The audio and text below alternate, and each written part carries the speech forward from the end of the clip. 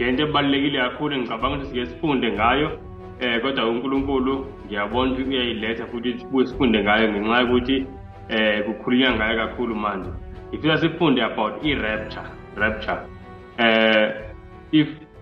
If siyabuka ko television ko TV into eyenzakalayo bekukhona recently few months ago umzalwane othize athi unevision ayitholile uNkulunkulu ukuthi kuzoba khona i-rapture ezokwenzeka and le rapture izokwenzeka ngoSeptember, I think 23rd, 24th of September, and then obviously ayenzekalanga leyo rapture. And then manje nje recently lo mzalwane kukhulunywa naye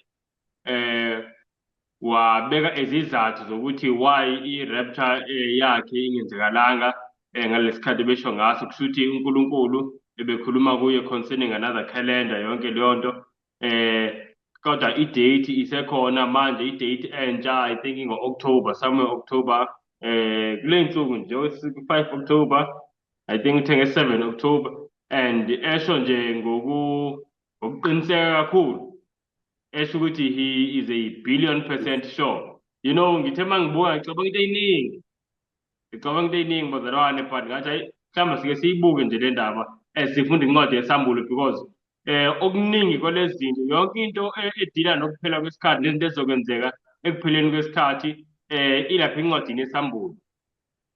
So thina njengoba sifunda kule klasi lencwadi yesambulo kumele sibeke iposition ukuthi sikwazi ukubachazela abantu ukuthi cha kahle isizathu sokuthi ingenzeki le nto ngale ndlela umzalwane besho ngayo nasi isizathu and nasi isixwayiso sikaJesu ngalezi khathi. Mhlawumbe sike sisifunde lesi xwayiso selencwadi kaMateyu 24 very quickly. Angihlosanga ukuthi sifunde nje isikhathi eside, ngizokwenza nje very quickly sibuka amavesi akhuluma ngokubuya kaJesu, sibuka ukuthi ngempela kula mavesi yini ekhuluma nge-secret rapture njengoba abantu beyikholwa.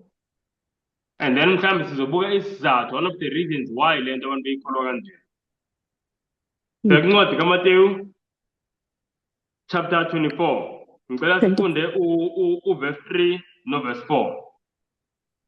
Mateyu 24 verse 3 noverse 4 ufundeka kanjena uthi esahlezi entabeni yeminqumo abafundi beza kuye bebodwa bathi sitshele ukuthi lokhu kuyakuba nini nesibonakaliso sokuza kwakho nesokuphela kwezwe siyakuba yini na. uJesu waphendula wathi kubo qaphelani ningadukiswa muntu. Amen. Nabazalwane, nathi ngize siyibuke isixwayiso sikaJesu sokuqala ngesikhathi bembuza ukuthi Jesu lezi zinto okhuluma ngazo ziyokwenzeka nini. Now yeziphi izinto uJesu ayikhuluma ngazo kule chapter before bambuze lokhu? Wayekhuluma ngokubhujiswa noma ngokuchithwa kwetempeli laseJerusalem. Mawufunda nje kusukela verse 1. And then bayambuza kwenzeka nini lokhu? And yoba eziphi izimpawu zokubuya kwakhe uJesu nezokuphela komhlaba. So abafundi babeyihlanganisa lento ukuthi ukuchithwa kwetempeli laseJerusalem kusho ukuthi ukuphela komhlaba. Lingaqhubeka kanjani izwe liphila lingekho itempeli kaNkulunkulu? Umcabango wabo awunjalo. So that's why babeyitshela into efanayo, into eyodwa. So since babembuzile uJesu lezi zinto ezimbili ezihlukile kodwa bazibuze kumbuzo oyedwa, uJesu kwimpendulo yami kuMateyu chapter 24 uphendula zombili lezi zinto. That's why uMateyu 24 ukhuluma ngokubhujiswa noma ngokuchithwa kwetempeli laseJerusalem, ngokuchithwa kweJerusalem, but also ukhuluma ngokupheliswa kwalomhlaba esikuwona. Now mabembuza uJesu ngama-signs, uJesu into yokuqala akhuluma ngayo kaMangalisi ebuzulana uJesu ngokuthanda kwakhe ukuthi isizwe asifeleyo. Into yokuqala uJesu ayisho ukuthi qaphelani kungabikho umuntu ozomdukisa. So uJesu wayesazi ukuthi kuyinsuku zokugcina One of the things ezobe ivame kakhulu ukudukiswa kwabantu. Now ziningi indlela abantu abadukiswa ngayo sizozibuka namhlanje bazalwane. Ziningi indlela abantu abadukiswa ngazo. One of them ilezi eyenzekile manje sibuka ku TV. Abantu bathole ama-visions angahambiselani nezwi. But because siphila kwi-society nakwisikhathi somhlaba lapho abantu abaningi bethanda i-magic kunezwi likaNkulunkulu, bethanda izinto ezi-spectacular rather than a simple thus saith the Lord. Uthe uNkulunkulu. Sezweni bazalwane, abantu bayathatheka kakhulu imibono ethize nethize, and then kube khona a lot of confusion. So iningi inkohliso. Now bazalwane, ngiyafisa ukuthi mhlawumbe ngichaze nje indaba ye-rapture, but before ngichaze indaba ye-rapture ngifuna sike sibuke the clarity, ukucaca kwamavesi eBhayibhelini, amavesi kaNkulunkulu akhuluma ngokubuya kaJesu. Sike siwabuke how clear they are, and sizibuze ukuthi ingaba kuyo yonke le narrative indaba ye-rapture ingena kanjani. Now i-rapture bazalwane ayihambi yodwa, kahle kahle le ndaba ye-rapture imfundiso that is very very dangerous mawusuyibukisisa. Indaba ye-rapture yokuthi abantu bazohluthwa iyodwa ayikho dangerous, but ukuthi i-rapture ayihambi yodwa, ihamba nemfundiso ekuthiwa yi-pre-tribulation rapture. So abantu abakholwa ukuthi bazohluthwa bakholwa ukuthi le zintushiso lezi ekulotshwe ngazo kwincwadi yesambulo, zonke lezi zinto, iy'ntushiso nezikhathi zenhlupheko nokuchithwa kolaka laNkulunkulu, zonke lezi zinto ezikhulunywa ngazo kwincwadi yesambulo esifunda ngazo, bakholwa ukuthi bona uNkulunkulu uzobathatha abazudlula yonke lento iPawulu esiyilo. Cha, akuyona eyabo-ke leyo. Isikhathi sokuphila lapho ungakwazi ukuthenga nokuthengisa abangene bona abantwana baNkulunkulu, ngoba bazobe sebenjani, sebehluthiwe. Kube seke manje kuvela bani? Umphiki Kristu abuse iminyaka ewu-7. Uyabona leyo nto, kulo 3.5 years okuqala kuyabusa umphiki Kristu, and then phakathi nendawo ka-3.5 years yilapho uNkulunkulu eqala khona echitha khona ulaka lakhe. Basho kanjalo abaningi. And bazalwane, a lot of deception leading to i-destruction yabantu abaningi in the end times. Because mawukholwa ukuthi wena uzobe sewuhluthiwe sewuthathiwe la emhlabeni before kuqale zonke le zinhlupho ey'bhaliwe la, before kufike umphiki Kristu, before kube khona uPawulu wesilo, yingakho vele awudingi nokuyihlupha ukuthi yini uPawulu wesilo. Do you understand ukuthi manje why amabandla amaningi enganankinga engayihlupha? Abantu abaningi abayihlupha ukuthi yini uPawulu wesilo, nokuthi ubani isilo, nokuthi yini umfanekiso wesilo. Singenaphi kuleyo nto? Mawukhuluma nge-preparation ukuthi kuza i-crisis, kuza i-crisis lapho bazalwane, uma ngaba asikwazi ukuphila ngaphandle kokuthenga nokuthengisa, sizokwamukela uPawulu wesilo, ngoba kuthiwa lithi iBhayibheli, Revelation 13:17, kuthiwa abantu abangenalo uPawulu wesilo abazokwazi ukuthenga nokuthengisa, bazokhishwa from the system of support yomhlaba wonke, financial, medical, yonke into, unless umuntu noPawulu wesilo. Kodwa-ke akabongwe uJesu, ngoba ibandla lakhe ngaleso sikhathi lizobe selihluthiwe. Asikho isidingo sokuprepare for leyo crisis, asikho isidingo sokuthi sisiprepare spiritually ukuthi sibe nokholo oluzokwazi ukuma noba lizobe luvivinye kangakanani. Asikho isidingo ukuthi siprepare physically ukuthi sikwazi ukuthi silungise our own system of self-sustenance, njengoba uNoah naye kwathi makuzofika i-crisis wathi uNkulunkulu, Noah, mawufuna uGenesis chapter 6 verse 19 kuya ku 21, uNkulunkulu Noah, qokelela ukudla, uqokelele wena umndeni wakho nezilwane ezizongena emkhumbini. Sezweni bazalwane, Because kuzofika inhlekelele kaZamcolo. Lapho uzukwazi ukuloku uphuma emkhumbini othatha ukudla kephi nakephi. But ngoba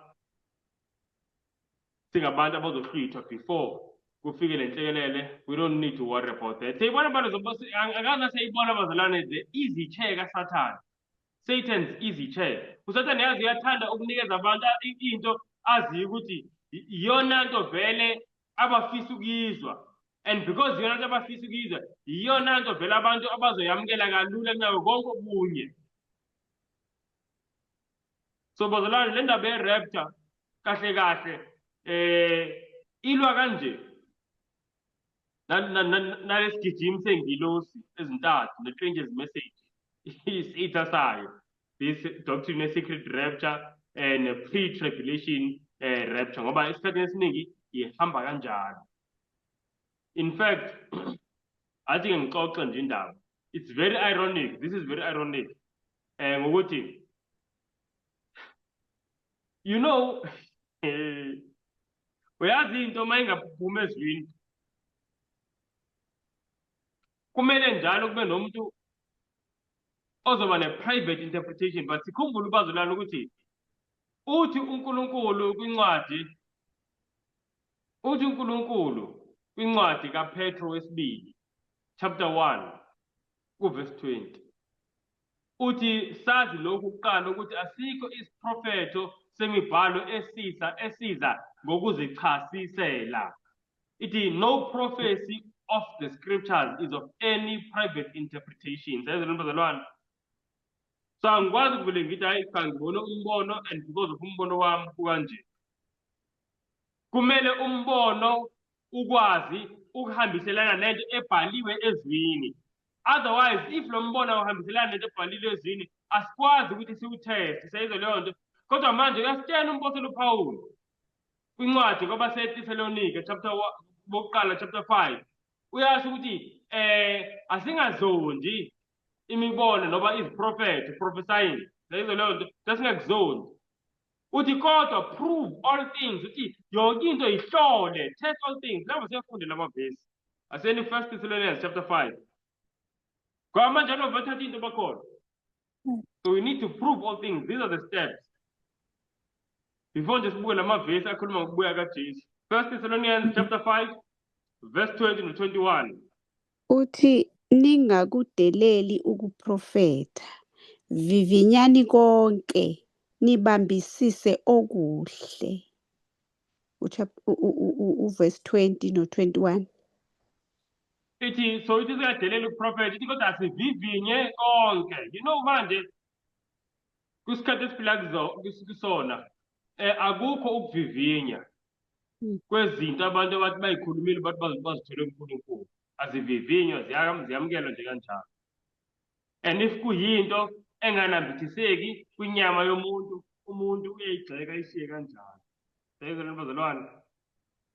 But if yinto vele engathi yenambitheka okanye into abantu bajwayele ukuyizwa cha sihamba nayo, abantu abavivinyi. Now ngiyafisa ukuthi no verse 22 siufunde ngoba mawuvivinya kodwa ube ungawenzi uverse 22 kuyize ukuvivinya kwakho. Ngoba umoya vele ozobe sokuphola mawukuthi awenzi verse 22 umoya vele wenkohlisi. And uthi uNkulunkulu ngoba seThesalonika njengoba 1 Thessalonians lo ku2 Thessalonians chapter 2 uyasho uNkulunkulu abantu abangamukelanga uthando lweqiniso uNkulunkulu uzovumela ukuthi kufike inkohlisi enkulu kubo. Asibeki la verse 22 uthi verse 22 uverse 22 uthi dedani kukho konke okubonakala kukubi. Amen. Bazalwane, so while sizama ukuvivinya i-discernment ivela kumoya engcwele. Now awukwazi ukuthembela ukuthi umoya engcwele akusize ukuthi uvivinye uhlolisise izinto ngemibhalo kaNkulunkulu. Sivivinya ngemibhalo sikhutshwa ngumoya kaNkulunkulu. Sayizwe bazalwane. But awukwazi ukuthembela kumoya kaNkulunkulu ukuthi akusize ukuthi uvivinye. Why? wena ungamlaleli umoya kaNkulunkulu in your daily living, ube ungahlukani nokubi. And leli verse alisho ukuthi hlukana nokubi, lithi even if into ayikho yimbi oyenzayo, but mayibukeka iyimbi, even the appearance of evil. Ngamanye amazwi bazalwane, umoya ingcwele uthanda ukuthi singabantwana bakaNkulunkulu into embi sizonde even ukubukeka kwayo. Yeah. Zonde even ukubukeka kwayo. Ngingaphuza amanzi ngebhodlela le-Black Label bese ngithi awube ngiphuza amanzi. Ngithi awube ngiyiphuzela amanzi, abantu uNkulunkulu yena uyadinga amanzi. uNkulunkulu uthi hlukana even with the appearance of evil. Ngingenzi into ezokwenza ukuthi ivangeli lideleleke. Mase kumele ngithi mhlambe ngihambe ngihambisa ivangeli. And if bazalwane siyiphathi ngaleyo ndlela, asilaleli umoya ingcwele, ngoba lana kubhalwe umpostoli Paul but uqhutshwa ngumoya ingcwele. Siyakhumbula 2 Timothy 3:16, all scripture is given by inspiration of God. So kubalulekile bazalwane ukuthi ngempela singazondi visions, singazondi konke lokho. uNkulunkulu ukhulumile very plainly ezwini lakhe about genuine vision. But manje kukhona even the false, and the false is more abundant than the genuine, unfortunately. Ngebhathi lokho kuyimanga, izibonakaliso lezi zamanga izona ezivamile kakhulu kunalezi ziqiniso. You know, uma ufunda ku-New Testament, ngitshela nje something engifika ukuthi abazalwane bayiqaphele. Mhlawumbe sendingene nenze homework. Wenza i-homework njengomzalwane, ubheke wonke ama-chapter nama-verse kwi-New Testament after ukuhamba kaJesu akhuluma ngezimangaliso. After ukuhamba kwaJesu and after ukuhamba kwabapostoli. So uyafika uJesu enza imangaliso and unikeza abapostoli bakhe enza imangaliso. Acts chapter 1 bayathandaza. Acts chapter 2 kali Pentecost uyasebenza umoya ingcwele. Kahle kahle le ncwadi kuthiwa izenzo zamapostoli, truly speaking izenzo zikamoya ingcwele. Seyizona bazalwane ngoba labakubhala izenzo zikamoya ingcwele eqhuba abapostoli. But then mase ufunda ezinye indawo la kubhala khona ngezimangaliso, njengo 2 Thessalonians chapter 2 kukhulunywa ngoSathane working with all power and lying wonders. Seyizona leyo nto, njengoba uJesu ukhuluma nge-future. Uma ufunda amazwi kaJesu ekhuluma incwadi kaMateyu 24 verse 11 naku-verse 24, ekhuluma ukuthi kuzofika abaprofeti bamanga badukisa abaningi ukuthi they will do many wonders. Seyizona leyo nto. Uma ufunda futhi amazwi kaNkulunkulu ekhuluma ngomprofeti Johane uMambulo, Isambulo chapter 13, siyakhumbula la bazalwane la kwisilo sesibili, ukuthi isilo sesibili sokwenza imangaliso sidukisa abantu abaphila emhlabeni. Isambulo 13 verse 14 lo. Nawafunda kuSambulo chapter 16 verse 13, kuthiwa omoya bakaSathane baphumile ukwenza izimangaliso badukisa umhlaba wonke. So ngisho ukuthi after the apostolic times uNkulunkulu uyaqhubeka ukwenza izimangaliso. Seyizona bazalwane, ngoba uNkulunkulu ezimangaliso i-gift ayiphumi. But engizokusho ukuthi izimangaliso ezivamile after izikhathi zabapostoli, izimangaliso ezisetshenziswa nguSathane ukudukisa abantu. So we need to prove all things. That's first the point lami lokuqala lo. You need to prove all things, and in testing izinto, ukuhlolisisa izinto sidepende kakhulu ezwini kaNkulunkulu, siholwa ngumoya ingcwele uku-understand izwi kaNkulunkulu. So uma ngaba asiyenze intando kaNkulunkulu, siyamkhuba umoya ingcwele, asizukwazi vele ukuliqonda izwi kaNkulunkulu. Seyizwa leyo nto. Mhlawumbe esifunde linye ivesi concerning le ndaba yokuhlolisisa, ngoba I think this is where inkinga ikhona kakhulu. Ngizonixoxela nje ngalama-visions ayi-2. Khona ama-visions ayi-2 engizoxoxa ngawo. Enye i-vision iyayiqala indaba ye-rapture, enye i-vision le esikuyona manje iyayigcina indaba ye-rapture. But both are visions, and ngabuka ukuthi uSathane abe yiqile. Uyazi ukuthi le ndaba ye-rapture ikho eBhayibhelini. So the only way azoyifaka ngayo ebandleni ukuletha nje false vision. And if abantu cannot prove ukuthi ngempela lento iyiqiniso noba engamanga, then uyazi ubabambile. So the only hope for thina siyibandla laNkulunkulu is to have a connection nezulu. It's to know the Bible. Akusizi to have an emotional ukuthi ngine-connection but into emotional and awulifunda izwi likaNkulunkulu.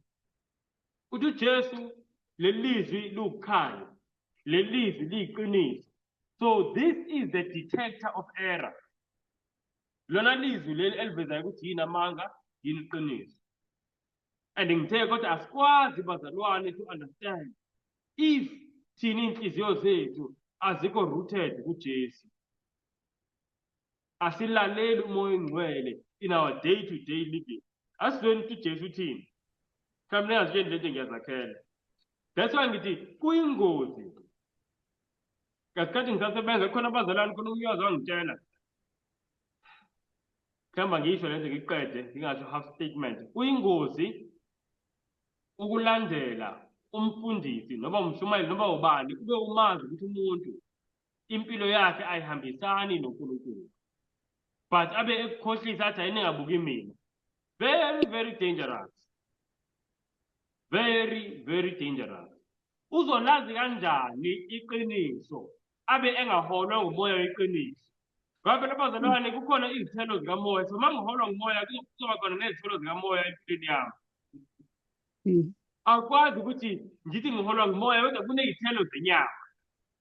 Now bengisasho le ndaba ngisasebenza kakhona umzalwane waye ngangenza izifundo khona and then ekhuluma nje ngomfundisi wakhe ethi umfundisi wami akakhuluma you know I was so surprised ngoba lo muntu angimazi lo mfundisi wakhe uyena ongitshela nje umfundisi hey le ayithanda imali leya ngathi okay ayithulela and then wakhuluma hey futhi uyathanda amantombazane umfundisi you know ngahluleka uyibamba ngathi usayelani phobu wathi cha phela umfundisi into engithanda ngayo ukuthi mayishumayeze uyasho ukuthi asingabheki yena asibheke nje iqiniso sibheke uJesu. Ngathi yabona leyo bazalwane iqiniso elisebenziswa in a wrong way. Usathana unjalo ukuthi thatha into kaNkulunkulu ayisebenzise in a wrong way. It's true ukuthi vele i-standard of Christian living kuJesu. But it's also true ukuthi every minister who ministers to abantu uyazi ukuthi unomthwalo of being an example. Lokhu kugcwele eBhayibhelini konke uPaul Paul mayibhalela uTimotheo uthi be thou an example of the believers. Bazalwane uthi bayisibonelo. Mawufunda kwabaseKorinte uPaul ebhalela kwabaseKorinte 1 Corinthians chapter 11 uthi landelani mina njengoba mina ngilandela uKristu. Bazalwane. So any minister who cannot say that uthi landelani indlela engenza ngayo manje ufuna ukubona. Any minister cannot say that. Atazalwane nami ngizama ukulandela uKristu. So if continuity yangayo ningangibuka but I am not the ultimate standard. Bazalwane. So kunjalo vele yangithi ukuthi uSathane usebenzisa into eyiqiniso kodwa ayisebenzise in a wrong way, wrong application. So umuntu vele sonke singabantu if ever we're going to grieve umoya kaNkulunkulu ukuthi singalenzi iqiniso sizosibeka in a position la kulula ukuthi uSathane asikhohlise sikholwa amanga. Asizweni bengithe sifundela amazwi kaJesu incwadi kaJohane. This is the most important part yesifundo sethu bazalwane. Konke kunye ngizokusho ke-rapture kubalulekile just for i-understanding yethu, but the most important part yile siyifundayo. Ukubaluleka of proving things. How to prove things? Through the scripture.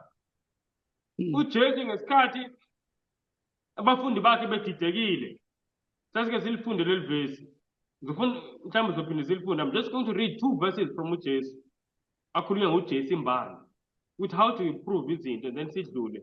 This is the most important point to start ngoba abantu badidekile uthola ukuthi abantu uNkulunkulu asixolele bazalwane ngoba singabantu sibuthaka angazi we are very slow to learn siyakhohlwa usashesha nokukhohlwa. But asiyeni incwadi John, book of John, asiyeni chapter 7 sifunda verse 17. Ufundeka kanjena. Yithi uma umuntu ethanda ukwenza intando yakhe, uyakwazi ngemfundiso noma ivela kuNkulunkulu noma ngizikhulumela okwami. Sayizwa lani bazalwane? Amen. Uthi uJesu uma umuntu ethanda ukwenza intando kaNkulunkulu uyakukwazi ngemfundiso. Usho njalo uJesu. Uthi uzokwazi lo muntu ngedoctrine. Whether le doctrine ivela kuNkulunkulu noma ngizikhulumela intando yami. Do you hear this? Yabona bazalwane into ezazikhuluma nguJesu, that's simple. But masozilalelisisa kahle icabangise kahle ngangamabhomu ngempela. So uJesu uthi ukwazi komuntu ukuthi into ivela kuNkulunkulu noba it's just coming from a human source. Uthi akuncikanga ku-IQ yakhe. Akuncikanga kwi-level yomqondo wakhe, umqondo wakhe uhlaniswe kanjani. Uthi but incike ku-willingness yakhe yokwenza intando kaNkulunkulu. Omunye umngane wami wayethanda ukuthi understanding yeqiniso is not based on i-IQ, it's based on i-will. Sayizwe leyo bazalwane? And kanjalo. Na uNkulunkulu uzokwazi kanjani ukuthi siyathanda ukwenza intando yakhe? It's very simple. Ngokuthi lokhu seyivele esambulele kona ukuthi kuyintando yakhe siyakwenza yini. uNkulunkulu ubuka kanjalo ukuthi siyakuthanda ukwenza intando yakhe. Lokhu sesivele sikwazi ukuthi kuyintando yakhe. How we doing it? So manje ngingakwenzi lokho ngifunani nokuzama ukuqonda into ezile kude kunami. Sengizama ukuqonda ukuthi ingaba ngempela lo muntu obeboniswe uNkulunkulu nani le vision uyithatha kubani. Seyibona leyo nto yenzeka le ekudeni nami. Obviously I'm going to be deceived. So bazalwane, very important le point uPaul ayenzayo. Yes, prove all things. Hold fast to that which is good. But abstain while proving all things. Mele ngaleso sikhathi ingqondo yakhe ibe clear. You need to abstain from all appearance of evil. All right. Now, nayi into ebalulekile in proving all things. Ayikho into athela incwadi kaLuke chapter 24. Luke 24. Yes. From verse 25 all the way to verse 27. Ufundeka kanjena. Wayesethi kubo, nina eningaqondiyo nenilibele ey'nhliziyweni, ukukholwa yikho konke abakushilo abaprofethi. uKristu bengamelwe yini ukuhlupheka ngalokho aze angene enkazimulweni yakhe na? Wayesethathela kuMose nakubaprofethi bonke, wabachasisela emibhalweni okuqondene naye. Base besondela emzanweni. Acela isimina kancane bazalwane. Notice number 1. Kuzo zonke izinto uJesu wayezifundisa abafundi bakhe. Angazi noma bazalwane niyangizwa. Kuzo zonke izinto uJesu wayezifundisa abafundi bakhe. Ayikho into eyayibadida njengalokhu ukuthi uKristu uzofa, uzobethelelwa emnqamlezweni afe abese aphinda avuke. Ayikho into eyayibadida njengalokho. Babengenakho emqondweni kwabo ukuthi uMesaya uzobethelwa. Bazi uMesaya ozobusa alethe inkazimulo eIsrayeli abese anqobe onke amabutho omhlaba. That's the idea banayo. So ayikho into ayibadida njengamazwi kaJesu ukuthi hayi ngisizoyobethela eJerusalem. Babetshenja ama-symbols, ikhuluma ama-symbols. Now sekwenzekile. Still badidekile. And uJesu since lento yabadida, cela sinotice lokhu. uJesu uhlangene nabantu abadidekile. Seyizwe leyo nto, kuneyimfundiso ezihlukile ezididanayo ngisho. Bajwayele ukufundisa abaFarisi ukuthi abaFarisi babethi cha uKristu mayifikile uzoqeda amabutho alethe inkazimulo kaIsrayeli kanjalo kanjalo. And then uJesu uyabafundisa ukuthi cha uMesaya nje befikile uzofa. Uyiwundlu kaNkulunkulu, iwundlu liyahlaza. So badidekile. Now uJesu ubasiza kanjani ke? Ubakhulula kanjani kulokudideka? Lithi iBhayibheli lana uJesu kuverse 27. Lithi uJesu waqala kuMose nakubaprofethe bonke. Ebabonisa kwimibhalo yonke izinto ezikhuluma ngaye. Kuyazwakala bazalwane. So ngamanye amazwi uJesu into owayesebenzisa to give them discernment and understanding to ukubasiza ukuthi bakwazi ukuhlola to test lento ukuthi yeyiphi eyiqiniso wabavulela imibhalo. So ngizama ukuthi bazalwane i-discernment i-testing ayikwazi ukwenzeka without the use of imibhalo izwi likaNkulunkulu. You know, ngiyakhumbula lo mlisa lo bembuza bathi bambuza ukuthi njengoba le vision utestile yini ukuthi did he test le spirit isivela kuNkulunkulu? Wathi yena he felt in his spirit ukuthi le uNkulunkulu ngoba vele kudala ehamba noNkulunkulu and senza lokhu nalokhu noNkulunkulu. Yabo chaza nje izinto ebezenza ngaze ngacabanga uMatthew 7 verse 21 ukuthi baningi abantu bafike bethi ayisenze lokhu nalokhu. And yena i-discernment yakhe ile experience basically the emotional feeling ukuthi ya ngifile ngathi nje ngamuzwa uNkulunkulu and the hype I suppose angazi, but akukho ukuthi cha ngike ngavula izwi ngiyavula akhuluma even about prayer mhlawumbe uthandazela I don't know, but the prayer is also important. So kodwa ngimangela ukuthi there was no opening of the word. Nabazalwane ake sibukeni futhi okunye sela ngisho sisela ku Luke. Yes. Ku Luke 20:24 asifundeni uverse 45. Basically uJesu uyarepeata uyabachazela kuverse 44 uJesu uyabachazela futhi sengabanye manje sebehlangene kwi-upper room, angisho labo uhlangene nabo amahosi then uhlangene nabo manje ku-verse 44 bakwi-upper room. Uyabachazela usebenzisa imibhalo futhi yabavulela imibhalo, the Psalms and the prophets konke lokho.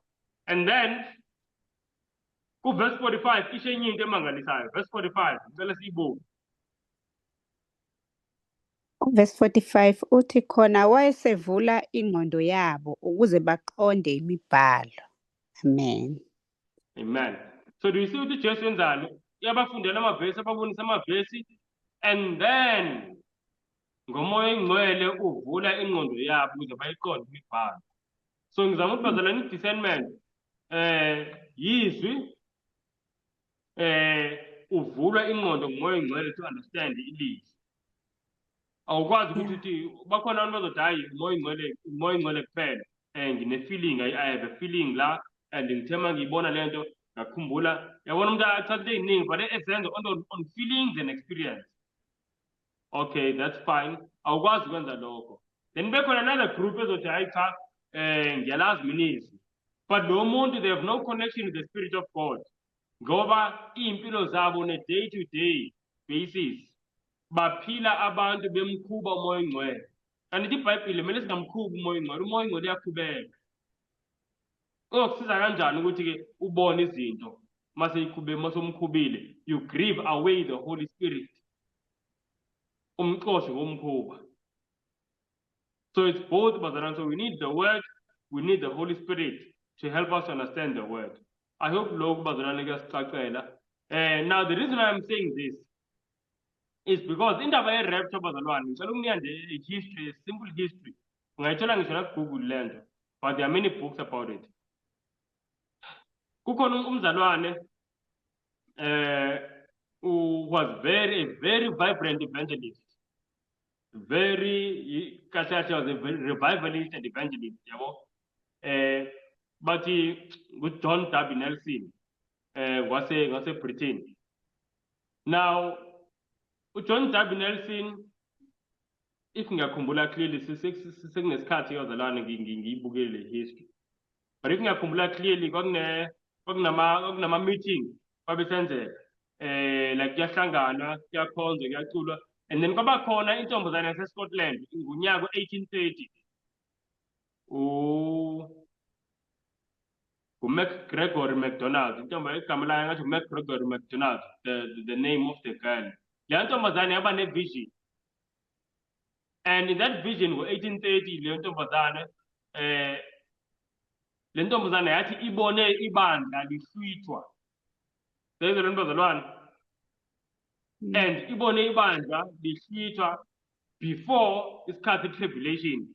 So kungenzeka ukuthi during leso sikhathi bemane behlangana belindele ukubuya kaJesu babekhuluma nange-tribulation ezona.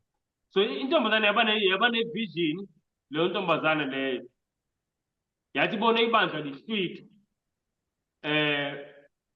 lingafikanga kule sikhathi se-tribulation.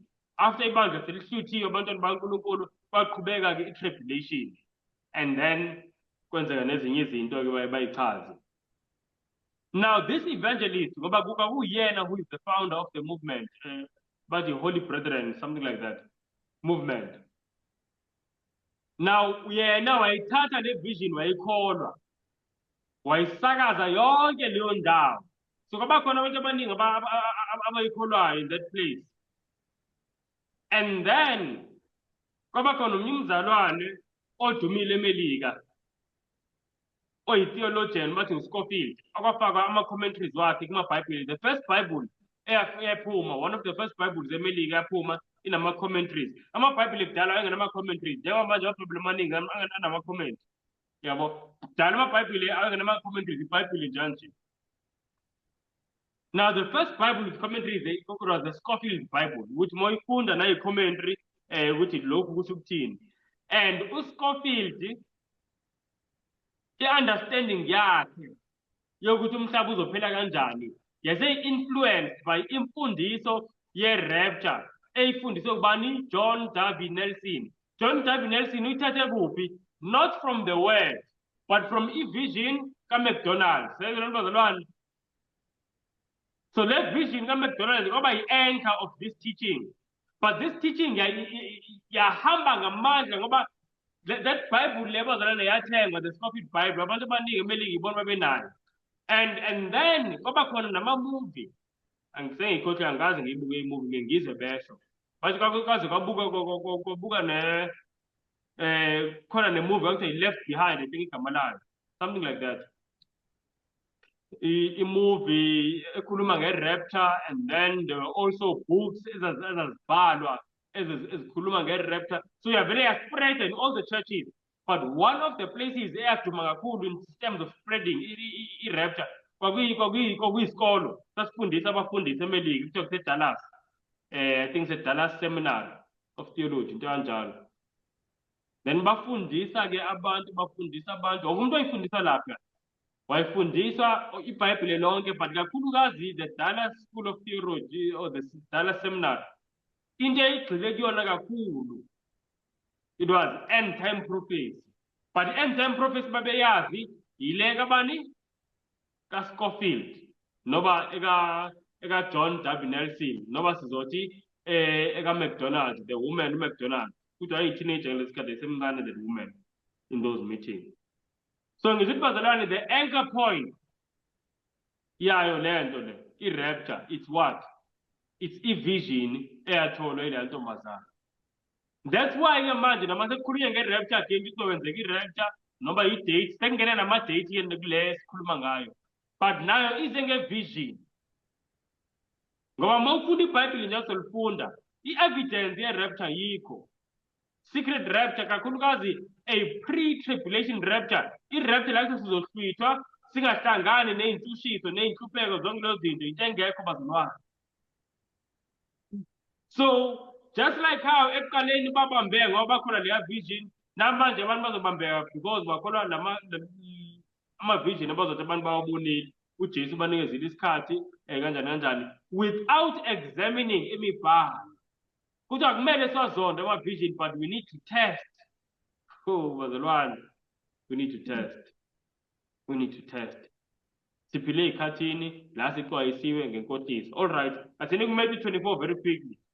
Ngicela ukwenza this bazalwane, ngicela ukuthi senze lokhu. Sizobuka nje sequence uJesu asinikeza yona yama-events. Ngizobuka ama-sequence ayi-2, nginibuze umbuzo ukuthi ngaba iyavela la indaba ye-rapture, number 1, a-secret rapture.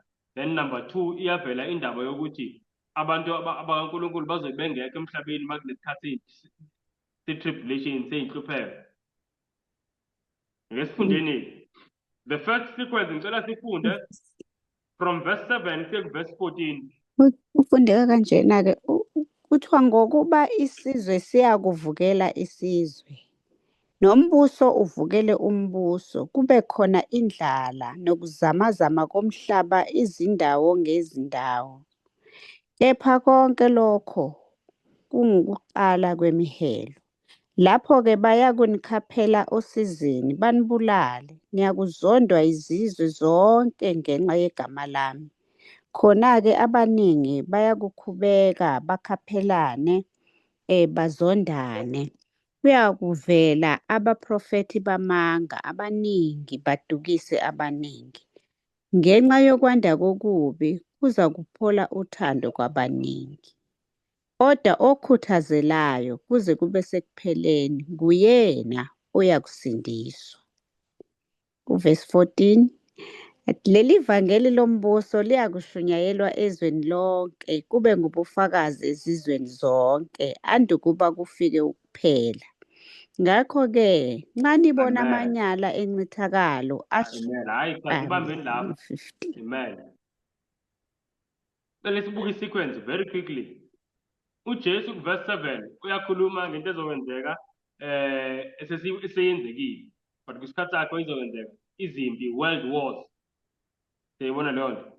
Nazi world war 1 world war 2 sesibonile kokwenzeka lokho kuvukelana imibuso famines pestilences pestilences la yami ne-pestilence obhubhane noba kwelinye iBhayibheli kwelezulu ithi ubiki kodwa ayiveli kule kuMatthew 24 ivela kuLuke 21 I think uLuke 21 verse 11 ubhubhane ozogcwala umhlaba wonke nokuzamazama komhlaba bese ithi lokhu yini ukuqala kwemihelo.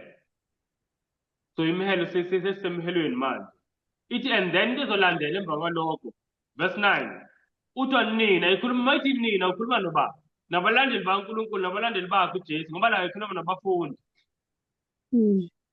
Uthi lapho bayakonikhaphela osizini banibulale nizonde izizonke ngenxa yegama lami. So after lezi zinto zenzekile zonke into elandelayo yini? Persecution, intshutshiso noma ukuzondwa kwabantwana bakaNkulunkulu ngumhlaba wonke. Sayenza leyo nto nokuthi babulawe abanye babo. Asikayiboni irapture la, asikaboni abantu abasuswayo before kwenzeke lento. And then while bebulawa abanye babo ngenxa yokuthi abazukwazi ukumelana ney'ntshutshiso verse 10 kuthiwa bazokukhubeka angisho. So verse 10 esitente emva makuqala iy'ntshutshiso kuzoba khona abakhubekayo bayeka ukukholwa. And I will tell you the truth, abaningi babo yilabo bebengalindelanga ukuthi bazoshushiswa. So their minds were not prepared for iy'ntshutshiso. Spiritual bebengekho prepared futhi physical bebengekho prepared. Abaningi babo. And then ngalesikhathi uJesu kuzoqhamuka futhi abaprofethi bamanga abaningi. And ngalesikhathi futhi kuzoba khona ini ububi obuningi inhliziyo zabantu zizobanda kuzobe kubi. And then uJesu akhuluma ukuthi kodwa thina while ukhona lobubi kumele thina singabantwana bakaNkulunkulu uthando lwethu lungapholi libekezele kuze kube sekupheleni. While abantu besenza okubi naloku siqhubeke sibathanda. Kube sibathanda ungahletshwa ukuhletshwa into ekhona evangelini bakuleni. That's one of the ways uSathane achieve ngayo izinto zakhe. And the problem is that abantu esikhathini esiningi mabezwa indaba ngomuntu ngeke ubathole bebuza umuntu wathi hawu yazi ngizwe ukuthi ngawe. That's why ithi iBhayibheli prove all things. Sayibona leyo nto. So ungahletshwa ungantshontshelwa ungakhulunywa kabi ungazondwa uze ubulawele ukubulawa imindeni yakho. Uthi uNkulunkulu kule nsuku zokugcina laba abahlukana nobubi yibona abazoba impanga. But uNkulunkulu uthando lwethu kumele libekezele kuze kube sekupheleni. Sayenze leyo nto kodwa bazalwane siyamdinga uJesu namhlanje. Ngathi kunzima abanye abantu emisebenzini ubona umuntu yakuzonda lo noma emphakathini noma emndeni into eyangizonda. So uma sewubona ukuthi yakuzonda kube nzima ukumthanda. But the Bible says lo uthando lwakhe luzobekezela lithi lo uzobekezela kuze kube sekupheleni ngesikhathi uthando lwabaningi luphola ukuthi uyena yakusindiswa. Siyamdinga uJesu namhlanje. And then okugcinayo bazalwane, verse 14, uJesu uthi while abazalwane beshushiswa, angisho kushushiswa abantwana baNkulunkulu, and then uthi Jesu ivangeli izohamba umhlaba wonke. So it means while beshushiswa bayalihambisa ivangeli, bayifihle bathi hayi ngeke manje ngoba siyashushiswa asazukhuluma. Yila bakhuluma khona ngamandla-ke bathi besikhulumile ngale y'ntushisi ukuthi ziyeza. Bakhuluma ngamandla-ke manje. And then kufike ukuphela komhlaba. So this is the first sequence. The sequence yokuqala le siyabona kule sequence bazalwane ukuthi akho rapture, uJesu akhuluma nga-rapture, akhuluma mhlambe ngizothini ngakuvuswa kwabafileyo nani nani. Asibuke enye isequence futhi. Ake sehleni bazalwane. Asifundeni uverse 29 ukuya kuverse 31. Okay. Verse 29 ufundeka kanjena. Uthi kepha masinyane emva kosizi lwalezo zinsuku ilanga liyawufiphazwa, nenyanga ayikukhanya, nezinkanyezi ziyakuwa ezulwini, namandla ezulu ayakuzanyazanyiswa. Khona kuyakubonakala ezulwini isibonakaliso sendodana yomuntu, bese zikhala izizwe zonke zomhlaba zibone indodana yomuntu iza emafini ezulu, inamandla nenkazimulo enkulu. Iyakuthuma izingelosi zayo ngokukhala okukhulu kwecilongo, ziqoqe abakhethiweyo bayo emimoyeni yomine kusukela emkhawulweni omunye wezulu kuze kube komunye. U-32 athi fundani Amen. Hayi asibambeni. Na bazalwane nayi into emangalisayo. So kule sequence uJesu ukuthi bengenazo isikhathi ukuthi ifunde yonke. Mawufunda kumavesi aphezulu ukhuluma nje ngezikhathi zenhlupheko zey'ntushiso. Both for abantwana bakhe ngesikhathi sokubhujiswa kweJerusalem nangesikhathi sokubhujiswa komhlaba. Now into emangalisayo ukuthi uJesu lana uthi masinyane emva kwalezo y'nhlupheko. Seyizwa leyo nto verse 29. Nazi into ezokwenzeka. And then into ezokwenzeka kugcina kubonakala uJesu eza ngamafu ezulu ngamandla nenkazimulo enkulu, ethumela manje iy'ngilosi zakhe ukuthi zenze njani na, zibaqoqe. Ubathumela ngani? Ubathumela ngezwi lecilongo. Yazi iBhayibheli elimnandi nizobona why ngihleka. Nayo enye sequence le. Kule sequence sibona ukuthi again uJesu uza emva kwalezo iy'nsuku zey'ntushiso zenhlupheko. And mayeza ukhalisa icilongo. Futhi izizwe zonke ziyambona bayakhala abantu. Akuyona imfihlakalo. Iy'ngilosi ziyathunyelwa khona ezobe zila kule ntaba engikuzona. Khona ezobe ziseGoli, bakhona baseGoli, khona bakoThikini, koMaritzburg, bakhona bakoMelika, nakuphi na. Iy'ngilosi ziqoqela abantu baNkulunkulu ziyohlangana esibhakabhakeni. Kuzobe kuyisuku olumnandi bazalwane. uNkulunkulu seyibavusa bakhe. So i-sequence lesiyitholayo, but there is no secret rapture and ayikho ne-idea encane ukuthi hayi cha uNkulunkulu uzobafihla abantwana bakhe bangadluli kuyintushiso. Ayikho ngisho i-idea encane. Ngenxa yesikhathi bazalwane nginaso isikhathi sokuya kumavesi amaningi, but ake sibukeni la. Ngifuna sibuke ivesi bazalwane elijwayele ukufundwa abafundisi mabekhuluma ngendaba ye-secret rapture. This thing is too amazing. Cela sizweni bazalwane. Asiyeni kwincwadi kwabaseKorinti chapter 15. Bokuqala noma besibili. Bokuqala. Cela sifunde. This is the rapture verse, by the way. Lesiyifundayo manje. Efundayo bakufundisa nge-rapture. Na khona into esimple engifuna nje siyibambe ngayo bazalwane. Cela siqale kuverse 51 and then to verse 53. Okay. Ufundeka kanjena. Uthi bhekani ngiyanitshela imfihlakalo. Asikulala sonke, kepha siyakuguqulwa sonke. Ngesikhashana ngokuphazima kweso ngecilongo lokugcina. Ngokuba icilongo liyakukhala abafileyo bavuswe bengenakubola thina siguqulwe. Ngokuba lokhu okubolayo kumelwe ukwembatha okungaboli, nalokhu okufayo kumelwe ukwembatha okungafi. Amen. Bazalwane, ngizonitshela iqiniso, angilenda ngiyiboni mhlambe besides izinto engeke ngizifunde, but lento engeke ngiyizwe amehlo ami ngey'ndlebe ngiyibone amehlo ami. Kunomngcwabo besiyekubona recently, walivula umfundisi leli vesi wathi bhekani ngimtshela imfihlakalo. Walifunda njengoba selifundile, then waphinde wavula no-Revelation chapter 1 verse 7 lelithi bhekani uyeza. Kuthiwa onke amehlo ayekumbona nalabo bamgwazayo nezizwe zonke ziyokukhala ngenxa yakhe.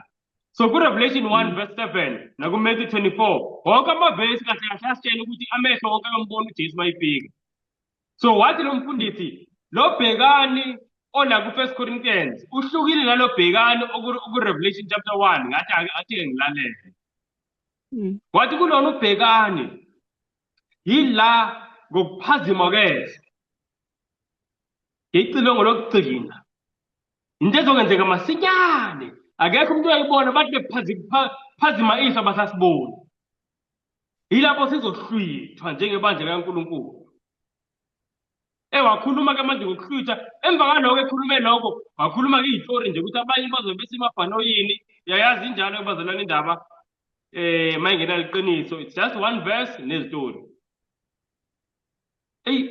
Ngabuka ukuthi and bazalwane, you know the amens abantu besho bekhola into engekho, because bakhola ukuthi bazohlwithwa before kuze i-crisis inhlekelele emhlabeni. Bazalwane, kunenhlekelele ezayo. Uyabona nje kuba la kule sithombe bazalwane, yilokho engiveze kukhona leli cilongo nilibonayo la kule sithombe. Ngoba bazalwane, njengabantwana baNkulunkulu kwisikhathi sokugcina ukuthi kumele sikhale isicilongo. Abantu they need to be warned. Abantu abazi bazitshele hayi, as long as bengakahlithwa ayikazi kwenzeka i-crisis, balinde ukuhlithwa. Ngoba bathi lo bhekani waku-1 Corinthians 15 uhlukile nalo bhekani wakwisambulo. Now nayinto ekufuna sike siyibone, ngaphandle kokuthi ayikho indawo la ethi kuzobe kuyi-secret. Ungalifunda leli vesi, ayikho indawo ethi kuzobe kuyi-secret. Kodwa abantu bathi hayi, ngenxa yokuthi kuzobe kuyinto yomzuzwana ngokuphazima kweso, kusho ukuthi kuzobe kuyinto engazukubonakala. Basho kanjalo. But nayi iphathi la ifike ilahleke khona-ke, ithi lana at the last trump. Sezweni bazalwane. So kusho ukuthi lana icilongo lokugcina leli eliletha le-rapture. But manje sifundile lapha ukuthi noJesu naye mase ibuya, bathi ke uJesu mase ibuya ezolanda abantu ke manje laba abanye bazobe besele you know uzobuya later after i-rapture, bajwayele ukusha kanjalo. But sifundile la ukuthi uJesu mase ibuya ku-Matthew 24 kuthi nakhona uzokhalisa ini bazalwane, ngitshele icilongo. So if le rapture iziqale kwenzeke yona before kwenzeke le second coming kaJesu, icilongo lokugcina kanjani lisazokhala elinye icilongo futhi elisazovusa abafile elisazothumela iy'ngilosi lizolanda abantwana baNkulunkulu. Sekuqala ke manje kuyadideka. So bazalwane, this trumpet ekhala la ku-1 Corinthians chapter 15 is the same trumpet ekhala la ku-Matthew chapter 24, is the same trumpet ekhala ku-1 Thessalonians chapter 4. Asiyeni kuyona leya 1 Thessalonians, it's the same trumpet. Ngoba yilona icilongo lokugcina, because awukwazi into ukuthi ithi yokugcina but izophinde ikhale enye emva kwayo. It can't be. Angazi abazalwane besekhona, bazalwane angazi noma mhlambe sengikhuluma ngathi yazi esinye isikhathi into uma excite kakhulu vele ube excited kakhulu abantu bashiye. I really hope bazalwane sihamba sonke. I really hope sihamba sonke. Sikhona. Yeah. Kuba seThessalonika bokuqala chapter 4. Yes. Ngicela sifunde kusukela mhlawumbe kuverse 14. Verse 14 ufundeka kanjena uthi ngokuba sikholwa ukuthi uJesu wafa wavuka, ngokunjalo-ke uNkulunkulu uyakubaletha nabaleleyo kuJesu kanye naye. Athi ngokuba lokho sikusho kini ngezwi leNkosi ukuthi thina esisekhona sisasele kuze kube sekufikeni kweNkosi asiyubandulela nempela abaleleyo. Ngokuba iNkosi uqobo iyakwehla ezulwini ngezwi lenhlokomo, ngephimbo lengelosi enkulu, nangecilongo likaNkulunkulu, nabafileyo kuKristu bayakuvuka kuqala. Khona thina esisekhona sisasele siyakuhlithwa kanye nabo emafini, sihlangabeza iNkosi emoyeni, kanjalo-ke siyakuba nayo iNkosi njalo. Ngakho-ke duduzanani ngalawo mazwi. Amen. Yayizwa bazalwane, nalinye icilongo bavamise ukuthi-ke lokhu kuhambiselana noMatthew 24 sekwenzekile i-rapture seyidlulile indaba ye-rapture. But ukukhuluma iqiniso bazalwane, konke lokhu icilongo elilodwa. So icilongo malikhala lenza into ey'ntathu, livusa abafile, bese laba abaphilayo bayahlwithwa, bayaguqula isimo, liguqula isimo sabo ukuthi ukubona kugqoke ukungaboni.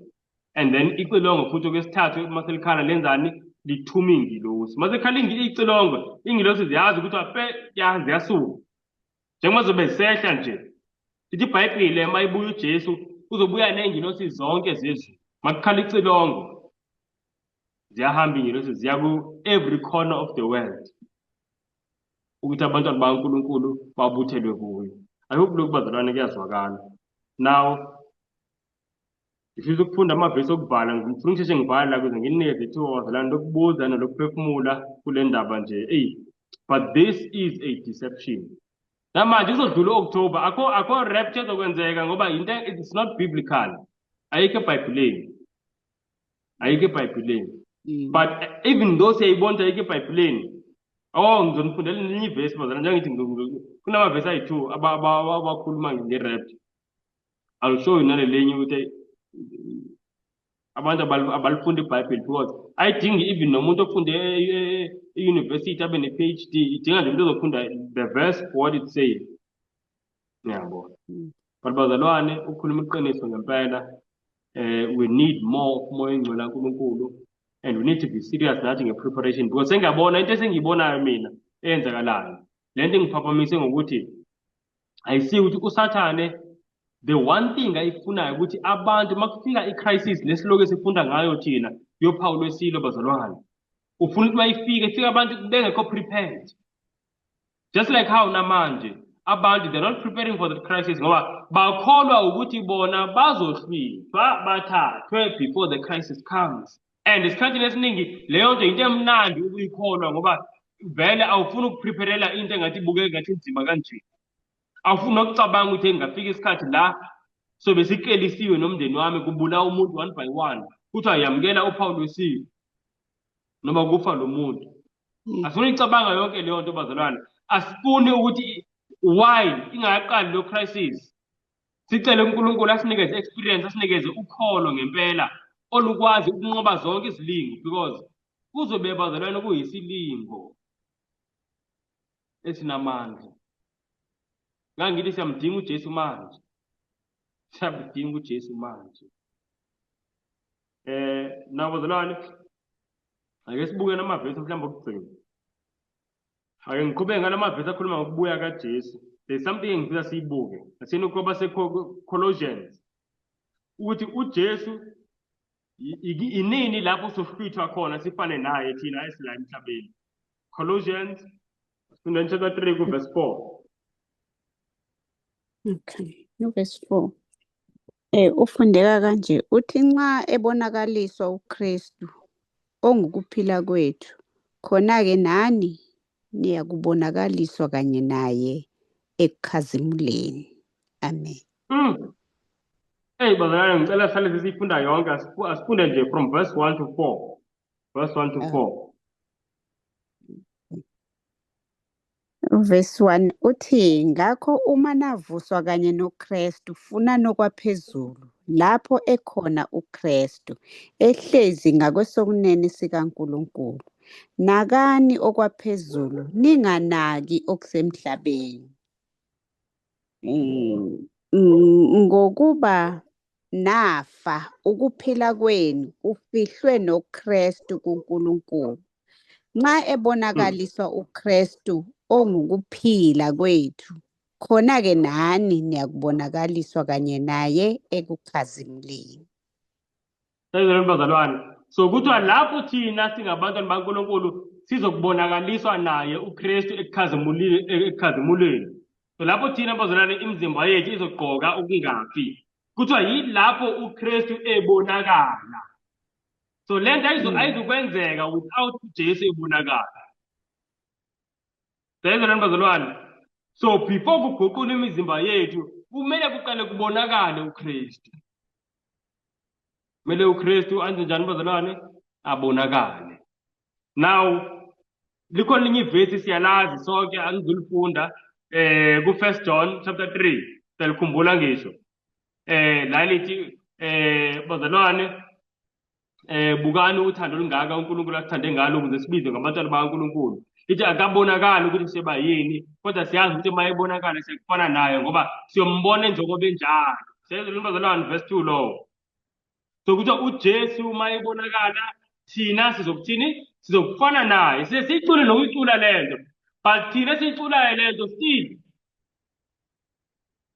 sibelieve ukuthi khona into ezokwenzeka athi engabonakalanga la esibhakabhakeni, but sibe sithini? Singena thina enkazimulweni.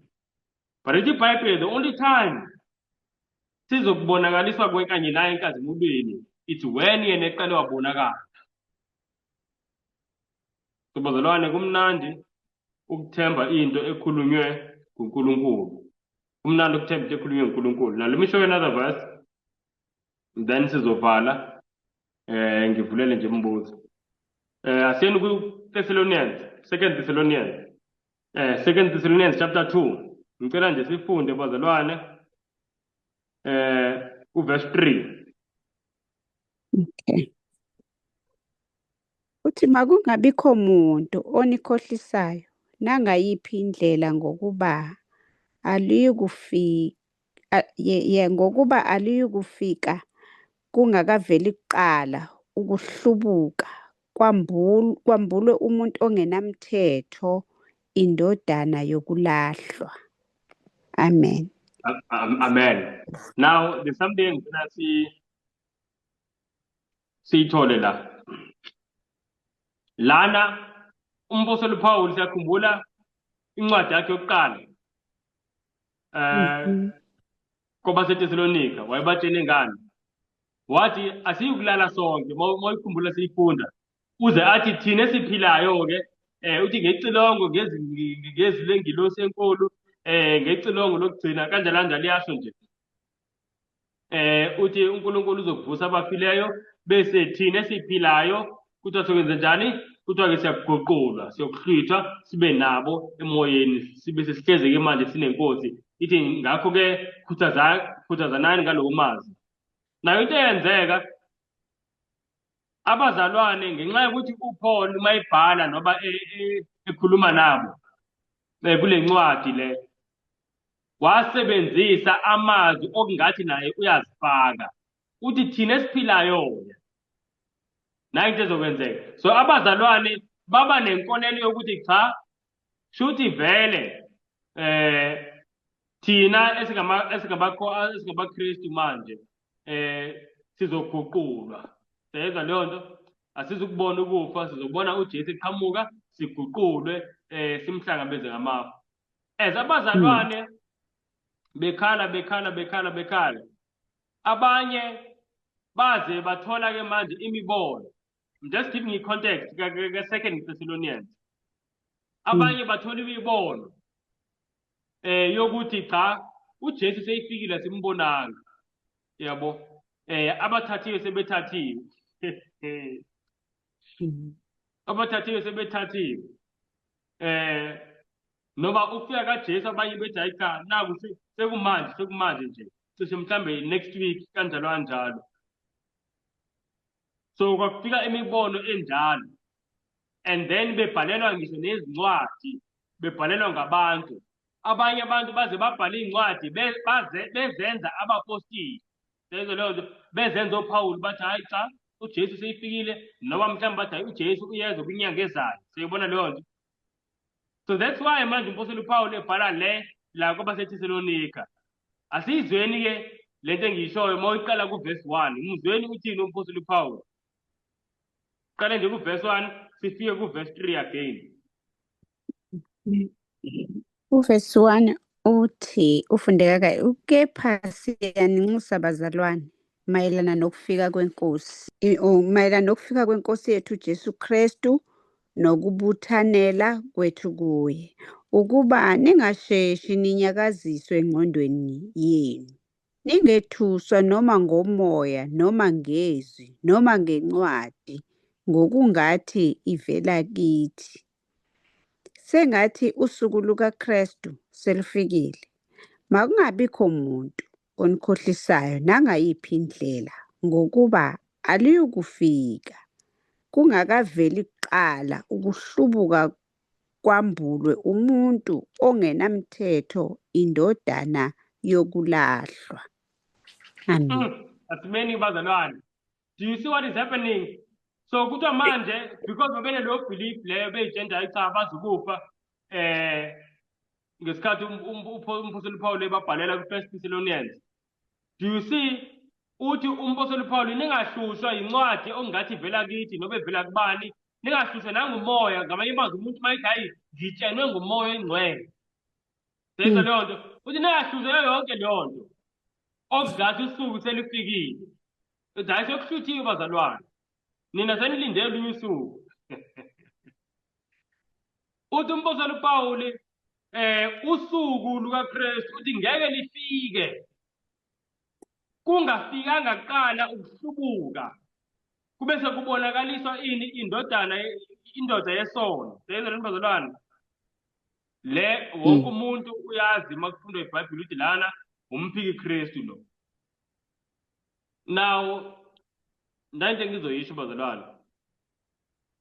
Abazalwane abafundisa nge-rapture, nge-secret rapture, bathatha uverse 2 bathi uyayibuka-ke le nto ukuthi naku bakhona abantu mhlawumbe eKorinti basebefundisa ukuthi vele while abanye bephila khona abanye sebehluthiwe. So uyayibuka ukuthi le nto i-biblical ngempela ukuthi but it's not biblical. Uthi uyayichaza uPaul ukuthi la bantu babeswe leyo nto abantu abahlupha abazalwane.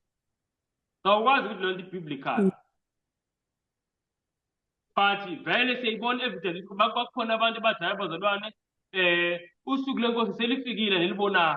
Uthi umpostoli uPawulu okokuqala inkosi ayizubuya kungakwenzeki lokhu kubona kufika umphiki Kristu. Uyazi umpostoli uPawulu ukuthatha kuphi lokho?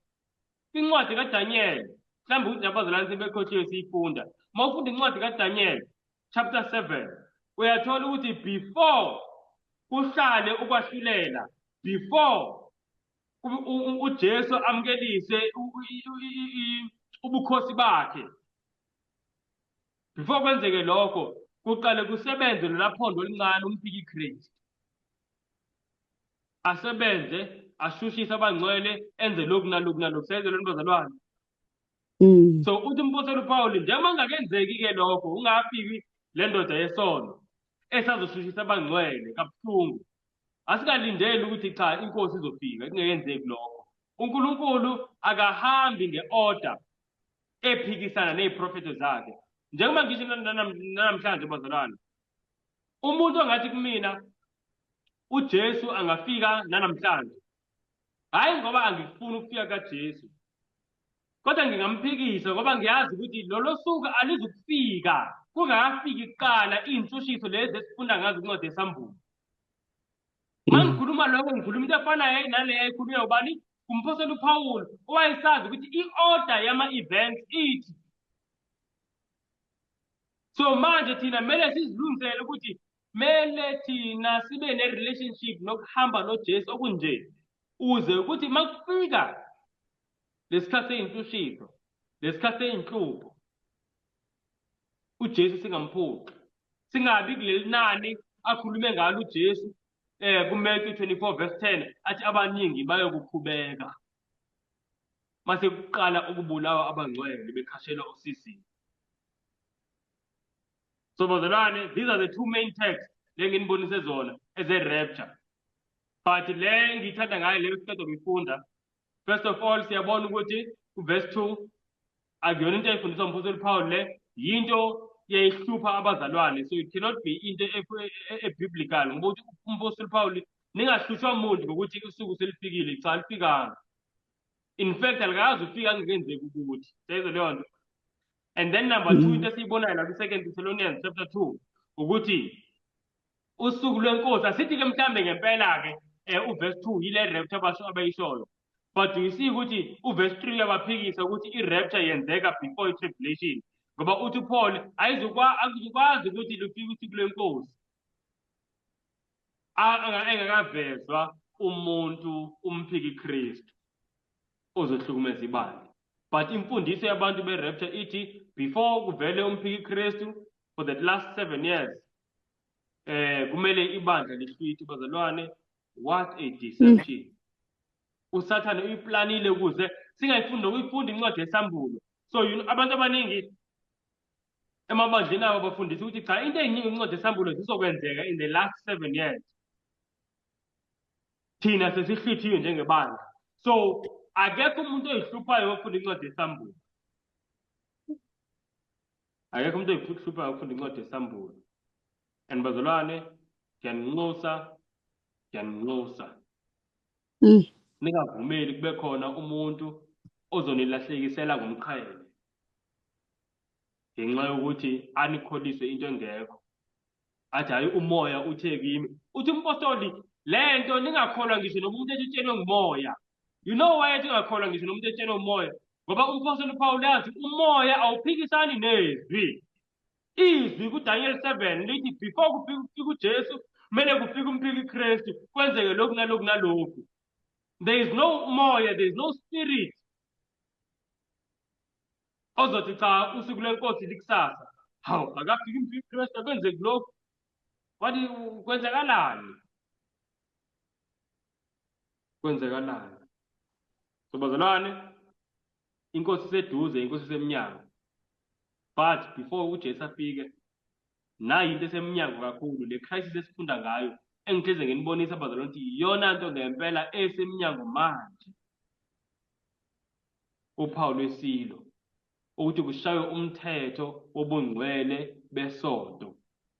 Isonto bazalwane, ngiyafisa ukukhuluma ngokukhululeka.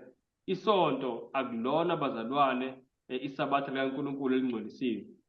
Singadidwa muntu, safunda izifundo ezicacile la ukuthi uNkulunkulu bazalwane unesabatha lakhe. Isabatha elangena ungangeni isono. Isabatha elangena ngangeni isono u-Isaiah 66:23 elizoba khona ngisho noma sekuqedwe isono, elisazoqhubeka libe khona. Sabatha uNkulunkulu. uNkulunkulu une-order bazalwane, une-order njengoba khona i-order emhlabeni ikhona nasezulwini. So i-order yasezulwini bazalwane nayo iyazi ukuthi kunesabatha. So we need bazalwane to honor uNkulunkulu ngokugcina imiyalo yakhe. Uthi uJesu mangaba ngithanda ukugcina imiyalo yami. But very soon sizobona into ezokwenzeka ngoba seyaqala iyenzeka. eMelika abantu bazalwane abaphusha izinto zenkolo bakholwa ukuthi ukuze kulungise isizwe seMelika noma kulungise umhlaba wonke, umhlaba wonakelwa hayi into ngaboni. Siyabona bazalwane omadlanga commission yonke into konakele kakhulu emhlabeni. Corruption igcwele kulabantu bekumele ngaba yibo bazalwane ngizothini, who are supposed to be the custodians of justice, kodwa yibona aba-corrupt kuqala. Sokonakele. Now amabandla eMelika andazokwenza lo umhlaba wonke ayavuka athi cha ukuze umhlaba ulunge nayo into kumele yenziwe asibuyeleni kuJehova. Steps sokuqala sokubuyela kuJehova ukubuyisela abantu kephi esontweni. Now uhulumeni uzobuyisela abantu esontweni. Uhulumeni kumele uvumelane ngosuku lwesonto. Siyezwe bazalwane. So eMelika labantu abaphushelwe movement the Christian Reformers, Project 2025, bonke labantu bayakhuluma ngokusobala, hayi manje ngokufihlakele. Bathi mase sithola amandla sizophoqa isonto. Sizophoqa isonto kwisizwe sonke. So bazalwane kumele sibe ready. And as bazalwane kuphoqwa isonto, sizobe sesitsheniwe sesixwayisiwe singabantwana kaNkulunkulu ukuthi leyo kubazalwane impoqo yesonto ilona Pawulo esilo-ke lona. Ngoba isonto bazalwane ngiyakhuluma futhi ngiyasho akusilo isabatha likaNkulunkulu, akusiyo umthetho kaNkulunkulu, into efakwe ngumphiki Kristu esikhundleni kale kaNkulunkulu. Siyayizwa bazalwane, njengoba noJerobowamu ngesikhathi ekhipha inkolo kaNkulunkulu esizweni sakhe wafaka olunye usuku lokukhonza apart from leli alibekwe uNkulunkulu. UNkulunkulu lathi hayi, in the 7th month on the 18th day of the month akube kanje convocation. Wathi uJerobowamu cha, on the 8th month in the 18th day asesikwenzeni. Kodwa uNkulunkulu wabethi cha, nakho kubekwe yini. Ize lithi iBhayibheli a day of its own devising, koba yisono kuSirayeli. uNkulunkulu zange asho ukuthi cha wawusuku kuphela so kababeka icala because it's just a day. Namhlanje sekuthiwa isabatha it's just a day. Yeah, bazalwane ayasivaleni la, uNkulunkulu asisize.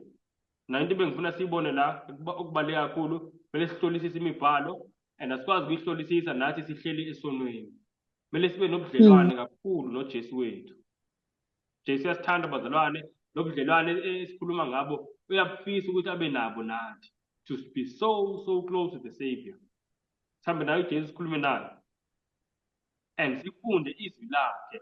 There is no closeness esingaba nayo noJesu singalithandi izwi lakhe. Sibe sithanda generations, sithanda entertainment yonke lona bazalwane, ngeke kwenzeke.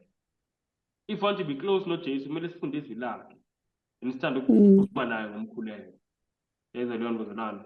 And okunye bengifuna sikubuke is that mawufunda izwi, i-sequence yama-events izwi ayikho ene-rapture, in-secret rapture. Futhi even if ungakuqamba bange njengoba benza abantu bethu 1 Corinthians ukhuluma nge-rapture, but ayikho i-sequence ethi hayi i-rapture izokwenzeka before kuqala iy'ntushiso. Into engekho nje yonke leyo.